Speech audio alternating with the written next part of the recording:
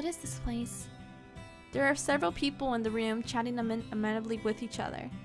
I noticed the girl that had left me the cell by the counter, serving drinks. But as soon as the people in the room notice me, the room falls into immediate silence. Well, look at we have here, the Ice Princess herself. Huh? They know who I am. I didn't think it was true. Cursed for her cold-heartedness. As to be expected. You remember who I am and yet you still treat me like this? Well, you aren't really a princess anymore, are you? You're one of us now, girl. Everyone, please, you shouldn't be treating a newcomer like this. Princess, let me apologize. They mean no offense. I can't believe that. Not when the people Parfait is referring to simply smirk and shrug as I meet their gazes. What is this place? Parfait smiles as she claps her hands together. Welcome to the Marchand Tavern, a home for those with the fairy tale curse. You make it sound like some kind of holiday house. Don't ruin my moment, Delora! Marchand Tavern? The Marchand was built 3 years ago, when the numbers of cursed in Angelio continued to rise. The goal is to gather those affected so they might help each other break their curse. Of course, I am also here to provide help as necessary. Only the cursed and those allied with our cause can stay here. The evil and the wicked can never find this place. Most of the people here are cursed. How come these people remember who I am? The cursed are not affected by the conditions of someone else's curse. Your condition is simple. Everyone has forgotten you are the crown princess. But because these people here are cursed, they still remember your title. It goes without saying that fairies and witches are also not affected. Come, princess, let me introduce you to the few boarders we have at the Marchand. Parfait beckons the serving girl over. This is Anse. She helps out in the Marchand and does most of the cooking. I'm sure you understand why she's working here now. I believe she deserves an apology. Miss Delora, what are you talking about? Don't you worry your sweet little head over it. You don't remember what this ice princess did to you. Huh? I have nothing to apologize for. Clumsiness does not benefit a palace maid. I only did what was necessary. Well, it's nice to meet you, princess. I'm Anise Willowy. I hope we get along. Okay, our attitude? Our attitude isn't that great. Okay, I admit that. Our attitude isn't that great. Our attitude's not that great.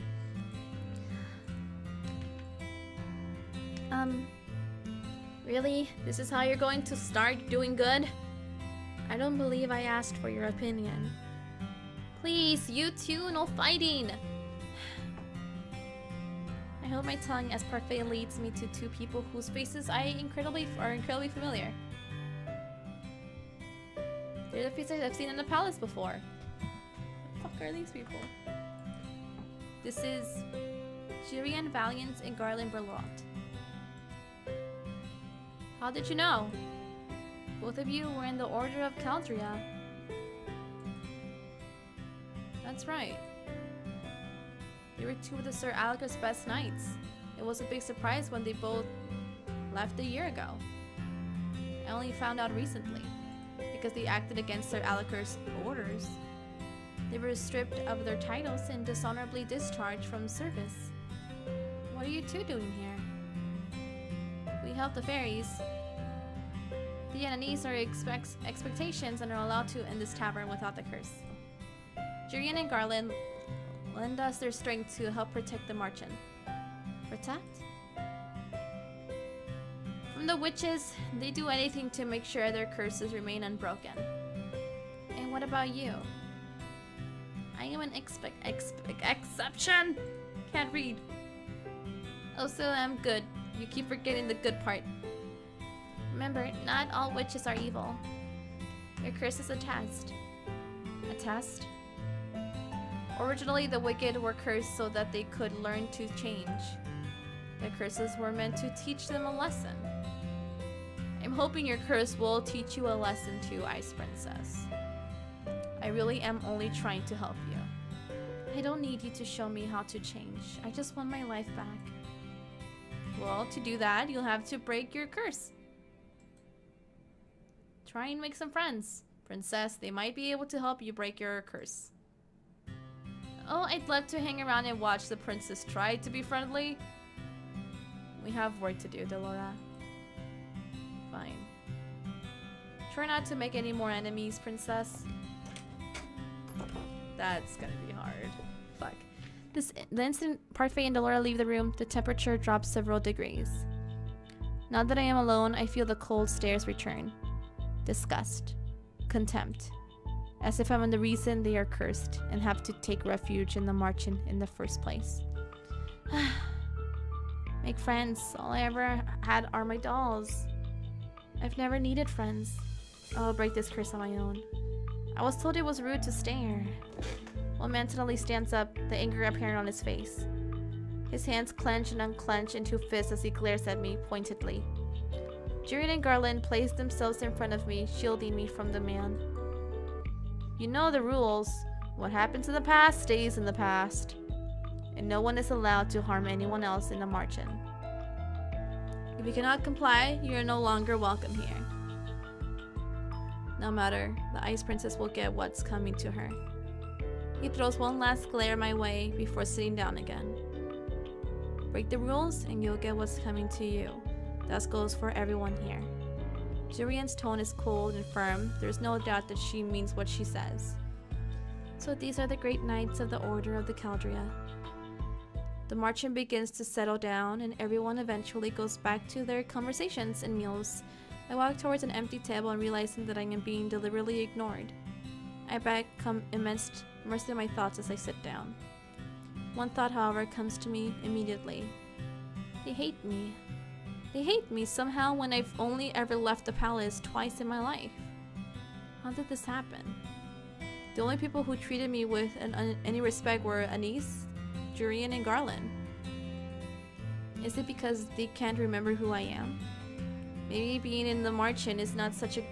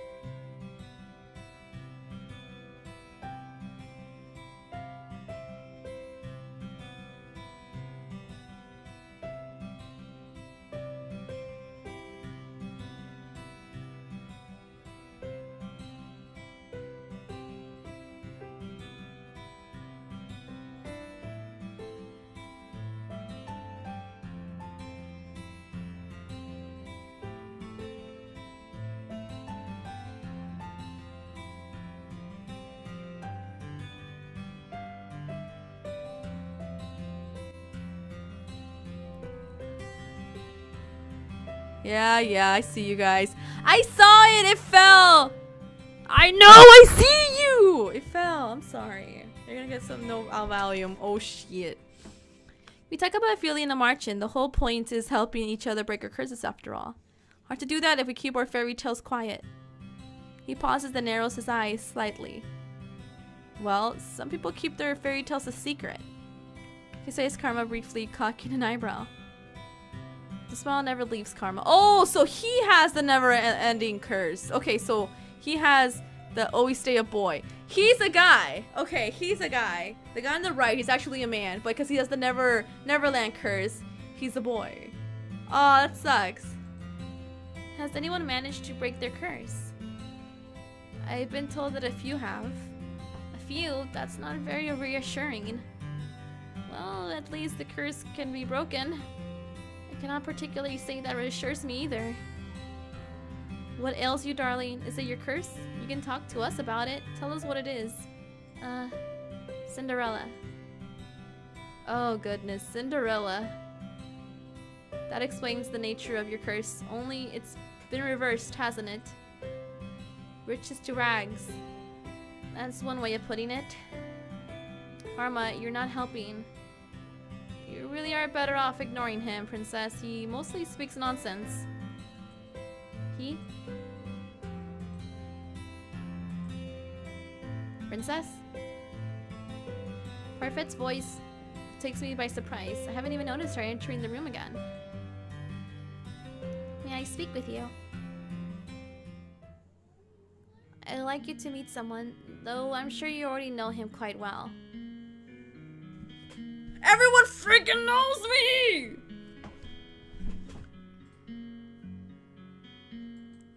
Rod? So you really are cursed. I was the one that gave Sebi to Rod so that he had some way to voice his opinions. Sebi? Short for Sebastian. Cute, isn't it? It's nice to meet you, princess. Sebi's voice changes when it greets me. The tone it uses is lower whenever it speaks for Rod. Perhaps that is what Rod's voice actually sounds like.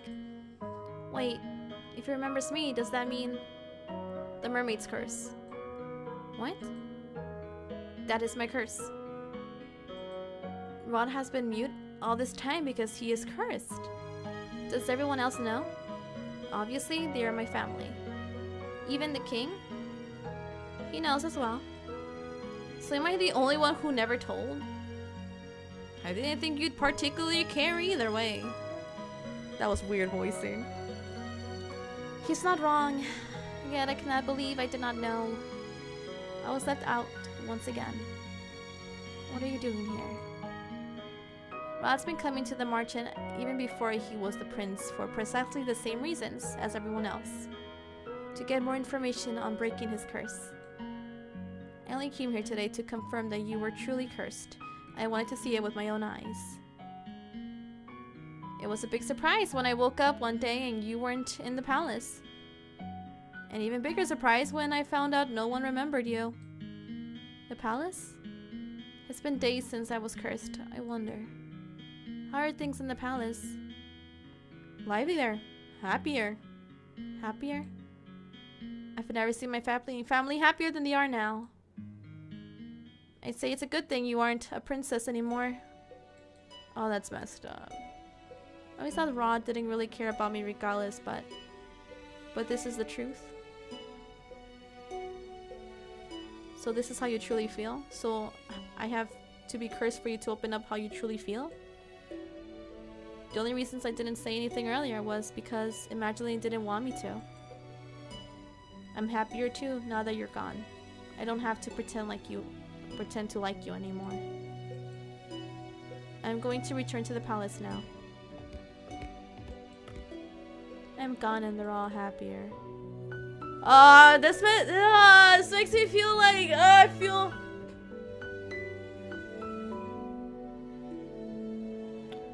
don't like this. This is already making me like wanna. I'm already crying. I don't know.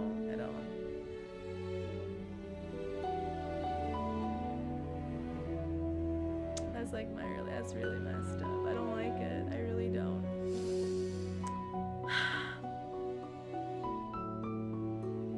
That's fucked up. Like, the thing is, like, serves her right, but like, the thing is, she was raised a certain way. Like, she didn't deserve this. Her mother told her to be cool like that. She was actually really kind, trying to take care of a bird when it was dying and wanting to do all these things.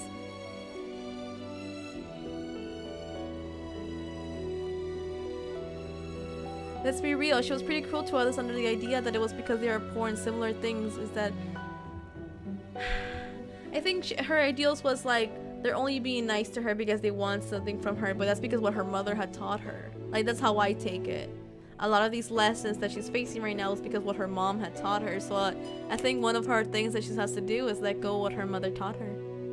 But like at the same time, I just can't sympathize with everyone else either, because like her dad never once tried to understand her. He just like made her like do change. Like, you have to change. You don't have a choice to change. These are gonna be your new siblings. You don't have a choice. In the end, like, maybe she doesn't have a choice, but she doesn't have to call them sisters or brothers or whatever, or mother. Doesn't have to. I just see like they're forcing her to like accept everything around her when they didn't really care about her in the first place. Your sisters has been erased in the palace. They never known you. That doesn't mean they're happy without you. Even the king. What did I expect? Why did you bring me here? The people in the Marchen, I shouldn't have left you alone in there. I'm sorry. You knew how they felt about me. I feel so... What have I ever done to them? Now isn't the right time to explain. When will it ever be right time? So many things have already happened to you. I need you to be patient, Meli. Has the prince already left? Yes, he has. Princess, we'll talk about this later. For now, you must focus on breaking your curse. Oh, I don't feel right. Oh my god, I'm gonna go turn off my heater. It is freaking hot in here now. Oh, my mic is always a problem for me. Sorry, I went to go. Did I miss something? No. Right. Maybe the fairy is right. I don't think I'm ready to find out how I made so many people hate me. Well, Parfait, I think it's time to get down to business. What should we do with her? What are you talking about now? You, of course, you've got nowhere to go, right? She's right. I think back to the days I spent on the streets and shiver. I will do anything so as long as I don't have to go back there. The princess can stay at the Marchen with me and the rest of the boarders. I'd almost forgotten what hope felt like. But you'll have to work in exchange for a room. I celebrated too soon. What? Magic has its limitations, just like anything else. Money doesn't appear out of the thin air. Not even for a fairy. The Marchen doesn't attract many customers since only the cursed and a few others can enter. I sell my potions here and there, but I have several hungry mouths to feed and my funds are tight. Her face expression is very human. She looks grim and tired. I thought fairies lived in luxury. Parfait, are you broke? Ouch, even the Ice Princess can tell. And yet you still take people in.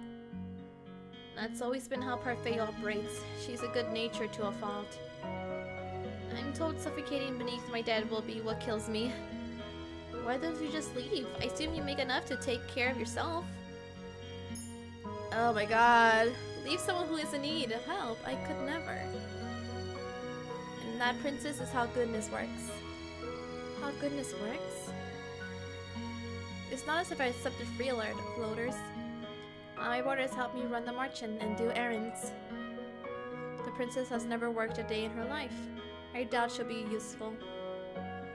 If karma can be useful, anyone can. I've yet to see karma be anything but useless.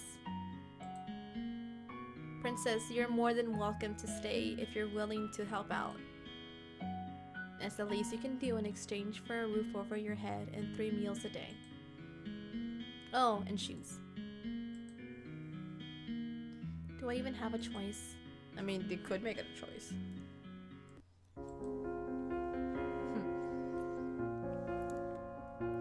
I toss and turn in the bed, unable to fall asleep. The mattress is hard and the sheets are itchy. Nothing at all like the bed that I had in the palace. What I would give for my old bed again, for any of the comforts of home. I miss my dolls. Lady Parfait! Lady Parfait! I sit up immediately. What is going on? I leave my room to investigate. Some of the others, Marchen boarders, Waltz, Juden, and Garland are all sitting on the settee, looking anxious. What's happening? Sorry, did we wake you? No, but the noise Garland was making would have woken the dead. Jurian and I found an injured man while we were doing our rounds. We brought him here. An injured man? Wait, what are you doing outside? It's almost 1 in the morning. Nothing you need to worry about. Leperfey and Ennis are tending to the man now. These people, will they just help anyone they find on the streets? What if this man is dangerous? Do you think the witches got to him? It's possible. We'll have to find out when he wakes up. Fuck. Is it a cute guy? I want it to be a cute guy. The next day, Perfay reveals that the man only suffered minor head injuries. She says that she expects him to wake up soon. I look at the tray of food in my hands. Anise had asked me to bring it up to the stranger's room while she finishes the rest of her cooking. I would never have been asked to do this in the palace. Goodness, what's that poor tray done to you to deserve that look? I must say that it's odd to see the princess doing something nice for someone. What do you want? I have something to ask the man that was brought in last night. Seeing as you're being good enough to deliver breakfast, I thought I'd just tag along with you. If you're going, just bring this tray up yourself. You are not in any position to delegate your duties to me, miss. Come on. Excuse me. Come on. Our guest must be famished. Seeing no way out, I followed Elora to the spare room the man had been put in. Come in. Is it the guy? Is it the white hair guy?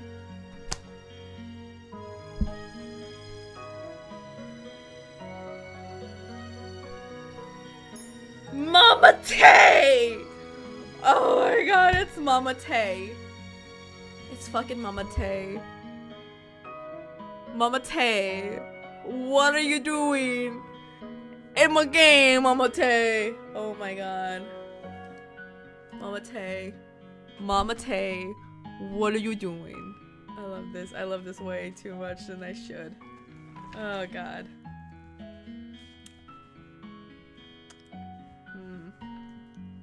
Shoot. My freaking thing! Oh god. Okay. I thought that man would have been old. Is she going to react that way to every cute guy? Yes. Yes, I will. To my surprise, he looks young, probably in his early 20s. He seems lost in reverie as he stares at a small notebook. Good morning. Good to see you're awake and breathing. The man looks up at her when she speaks. The instant he sees us, his eyes widen. Why is he staring at us like that? Am I dead? What? I'm in heaven, or maybe you two are.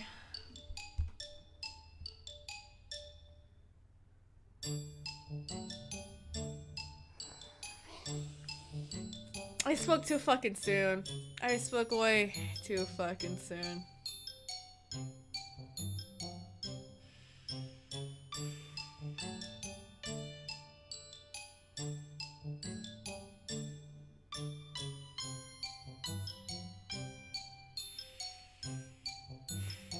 I don't even.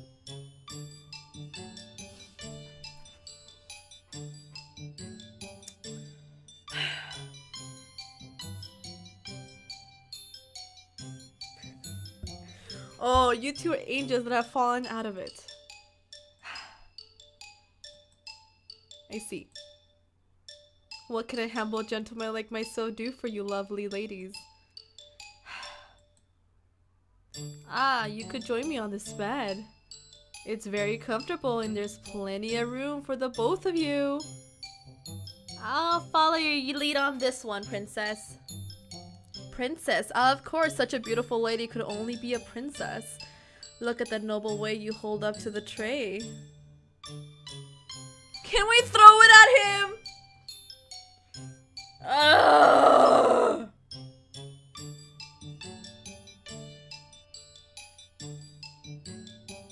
There's two ways this can go. Stay silent.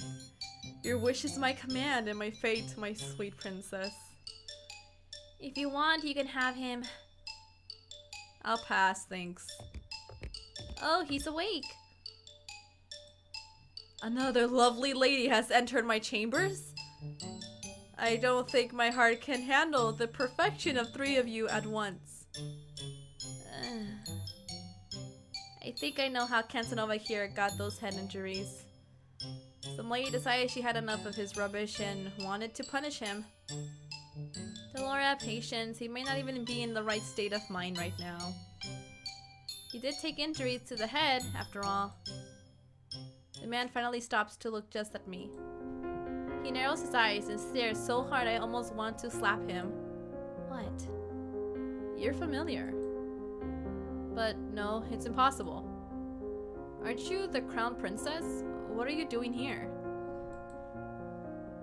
If he knows, then he's... well, he's definitely not a witch or a fairy. Can only mean one thing if he recognizes the Ice Princess. What is your name, good sir? I would answer any question you ask of me, madam, but... The man looks down at the notebook in his hand. His expression fades into something forlorn. I don't remember. Amnesia? I know everything about Angeline, and yet I don't know the first thing about myself.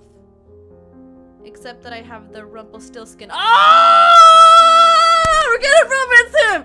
Just because, like, there's this show that my sister watches called Once Upon a Time, and I'm heavily attracted to Rumpelstiltskin. I don't know why. Yeah.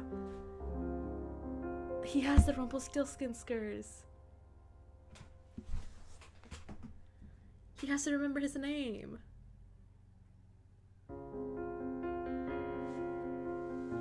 Aw, I kind of feel bad.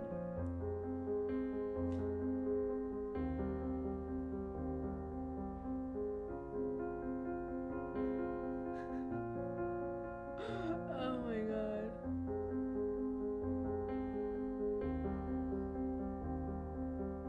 He has the Rumpelstiltskin curse.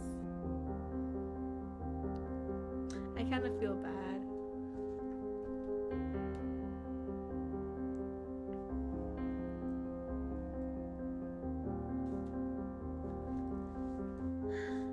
Except that I have the Rumpelstiltskin's curse. Rumpelstiltskin? Is that a fairy tale? I knew it. He's got...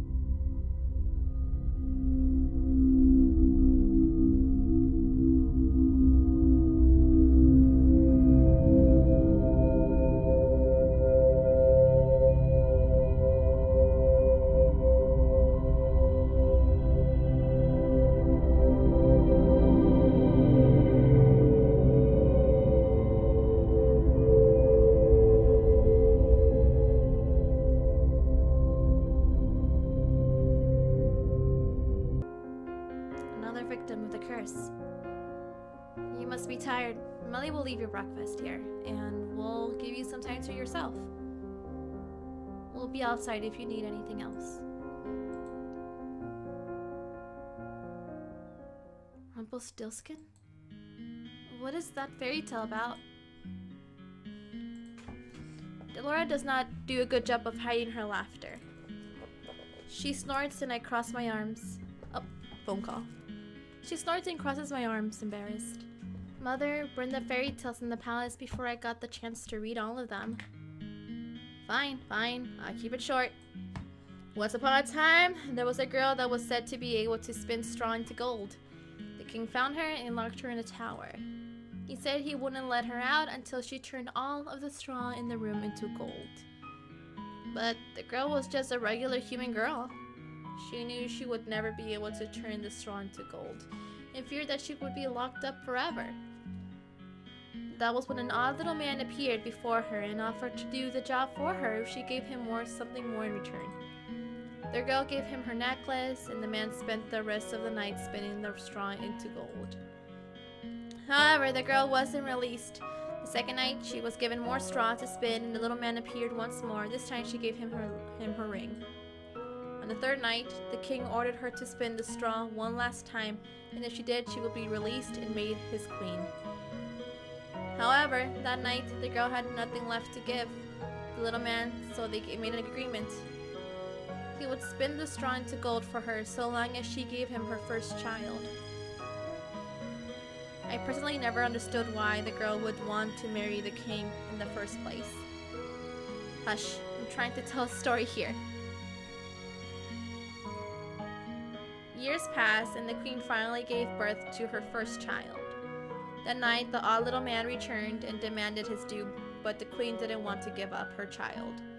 The man then said that he wouldn't take the child if the queen was able to guess his name in the 3 days. The man's name was Rumpelstiltskin. Did she guess it? Oh yeah, the night before her time was officially up, the queen was drawn into the forest by the sound of a little voice.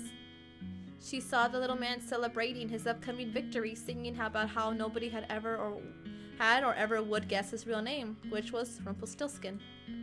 He doesn't sound particularly smart. So, agrees the general populace. Sometimes I wonder how Hans was able to come up with such tall tales. Hans Gabriel Grimm? The man responsible for the Great War? Well, the Marchen is opening soon. I expect another busy day. Especially busy for you, Meli. You need to start coming up with good deeds.